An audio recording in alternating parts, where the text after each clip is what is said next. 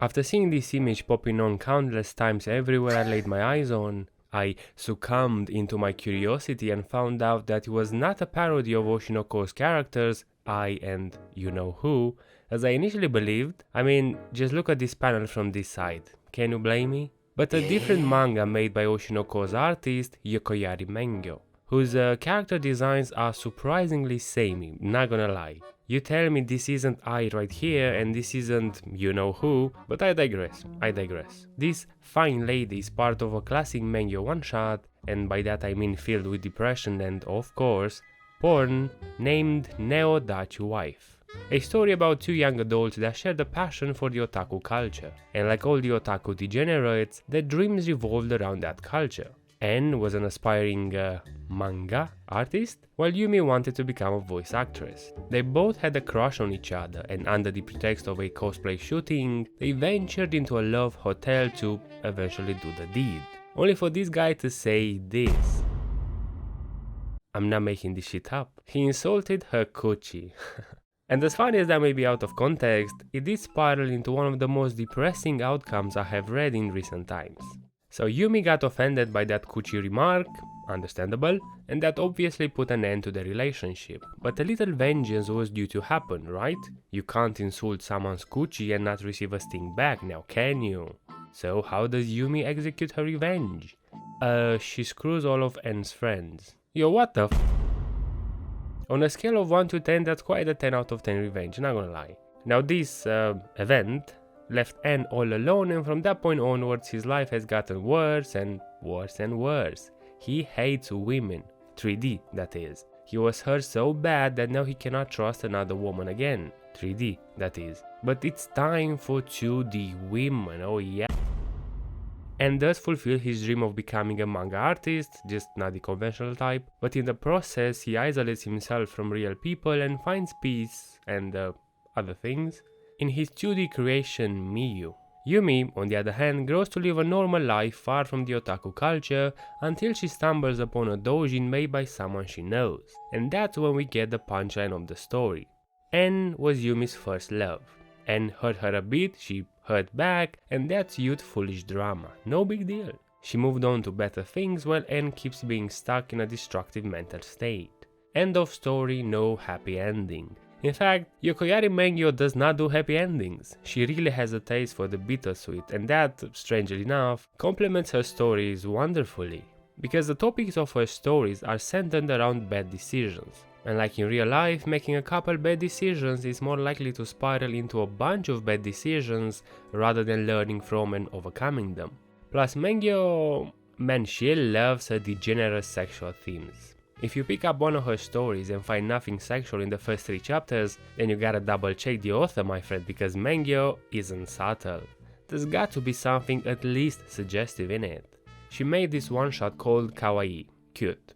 It's about a 14-year-old girl who, well, she's very cute. As a matter of fact, she thinks she's nothing but cute, and she thinks she must make the most out of it now because cuteness expires. She chooses to sell her appeal for indecent pictures that would end up in certain magazines. That inevitably leads her into the rabbit hole that is the creepy side of the industry, where she cannot pull out of because her cuteness is temporary. Of course, that severs any relationship she might have with her classmates and the people in her school as they see her as a slut. Even her ties with her family get thinner and thinner. The only one she has is this guy Sho. The only one that seems not to care about her work as he promises to avoid anything Yukiko is in. Wait a minute. After a while, Yukiko realizes that she's not gonna make it. Not as big as she wanted to anyway, she's only getting older and her future appears to be non-existent.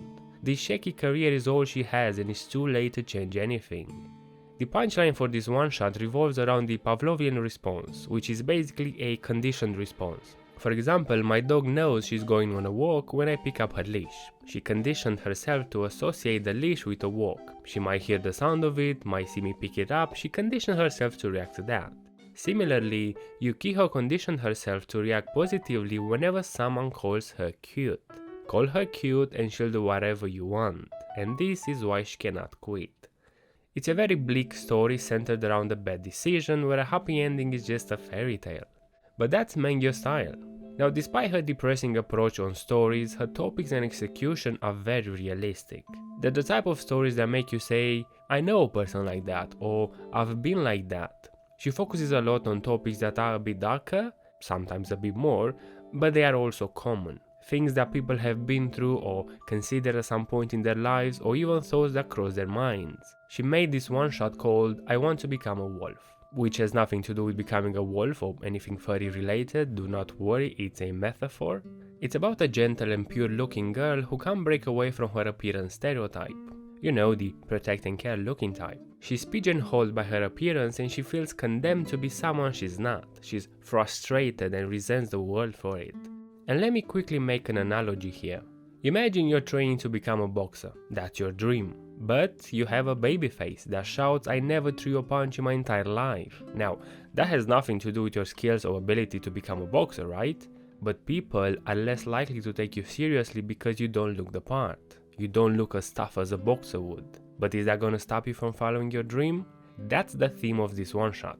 Michika has been labeled as a cute type her whole life, a pure and innocent girl, and so she thinks she's bound to her appearance. She wants to become someone great, to have an imposing presence, piercing eyes, have a more aggressive look, but she can't look like that, and so she gives up. She thinks that it was never meant to be. She's not one of the lucky chosen ones who are meant for greatness, and so instead she becomes infatuated with an idol that resembles her ideal. A great singer with a face, figure and profile that are all fitting vessels for her talent. The pigeonholed Michiko pigeonholed her idol. Now the punchline of the story is Michiko realizing that whether she was a chosen one or not, if she doesn't walk the path she wants to take, she's never gonna give her the chance to become who she wants to become. You only get one shot at life, so take it. Well, turns out Mengo can write stories that aren't just about degenerate sex. Sometimes. But I do like the topics she focuses on her stories and also how she tackles them. Sometimes I wish she made more serialized manga than one-shots, but what can you do? If her style is something you'd enjoy, check out her manga Scum Wish. Two high schoolers in love with their teachers, what can go wrong?